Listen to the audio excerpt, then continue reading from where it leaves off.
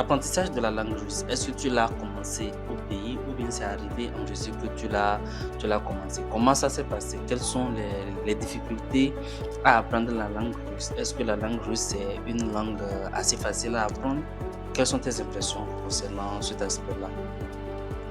Moi, pour moi, par rapport à la langue russe, je peux dire que j'ai commencé à apprendre la langue au pays, au Togo, par les petits mots comme bonjour, je m'appelle, comment tu vas, les petits mots comme ça par Google Translate, tranquillement, sans beaucoup trop me stresser.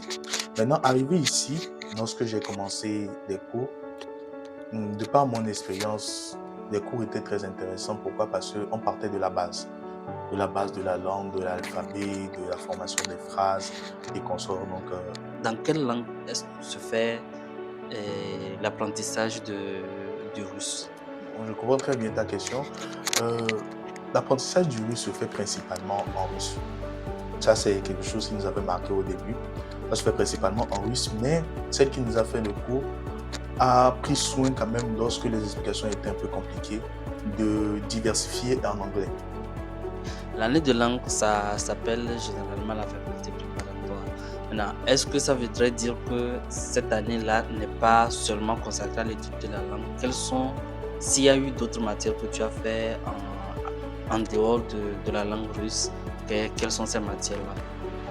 Bon, au vu de l'université dans laquelle j'étudie, comme c'est une université de technologie et d'ingénierie, les matières que j'ai eu à faire, on a le russe, la mathématique, la science physique, la chimie, le dessin technique et l'informatique.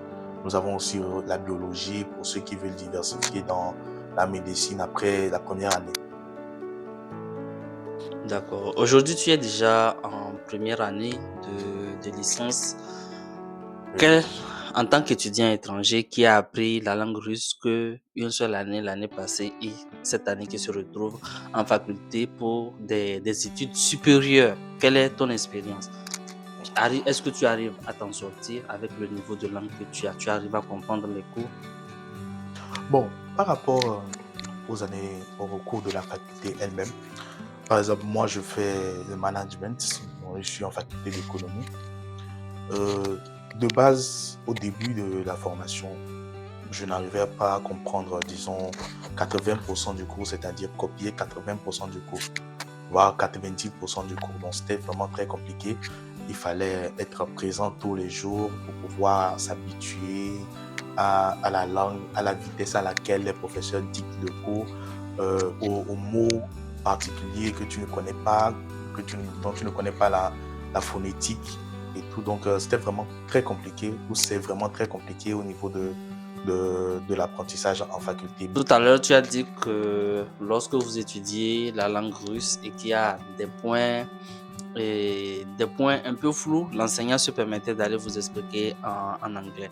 Maintenant, en faculté préparatoire, vu que vous êtes en cours avec les natifs russes, quel est, est-ce que les enseignants se donnent la peine de vous expliquer les choses en anglais? Non, pas du tout. Parce que là, on considère que si tu as eu ton certificat de langue en première année préparatoire, que tu as la capacité de comprendre le cours.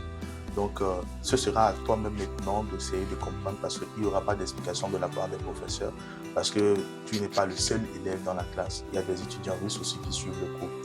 D'accord. Maintenant, vu que toi, au début, tu n'arrivais pas à assimiler tes cours, tu n'arrivais pas à noter 80% du cours. Si tu n'arrives pas à noter 80% du cours, c'est dire que le principal message qui est passé, tu ne l'as pas. Comment tu faisais pour faire tes devoirs? Comment tu faisais pour t'en sortir, pour garder surtout ta motivation d'étudier pour pouvoir atteindre les objectifs pour lesquels tu es venu en Russie? Quelle a été toi particulièrement ta stratégie?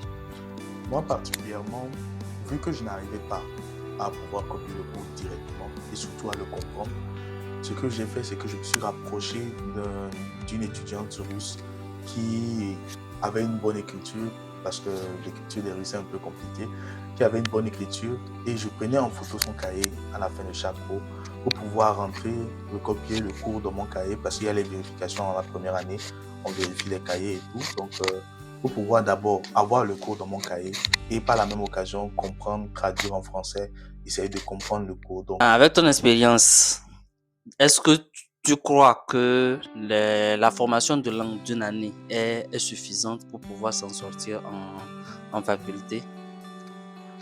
moi, je suppose que la formation de langue en première année te donne 80% de ce qu'il te faut pour pouvoir rentrer en faculté. Les 20 autres pourcents, ce sera à toi de te débrouiller pour pouvoir les combler. Parce que l'année de faculté, c'est comme pour de par la langue, c'est-à-dire pour la matière russe, c'est comme apprendre la langue à un élève de CP1, d'apprendre le français à un élève de CP1. Donc, on te donnera les bases, l'alphabet, les mots de base et tout. Maintenant, ce sera à toi. Vu que tu connais comment former une phrase, tu connais la conjugaison des verbes, ce sera à toi maintenant d'enrichir ton dictionnaire et de pouvoir assumer les cours en faculté. Un étudiant contractuel, ça voudrait dire que tu n'as pas de l'aide de ton gouvernement, tu n'as pas de l'aide également du gouvernement russe. Donc, est-ce que toutes tes dépenses en Fédération de Russie te viennent de tes parents ou est-ce que tu as la possibilité de travailler? Et tu es là depuis déjà plus d'un an et demi. Qu'est-ce que tu peux nous dire par rapport aux opportunités de travail? Et dis-nous personnellement quelles sont un peu résumer les travaux que tu as eu à faire jusqu'à présent. Et est-ce que ces travaux-là te permettent de te prendre en charge et de payer ta scolarité sans l'aide venant du pays?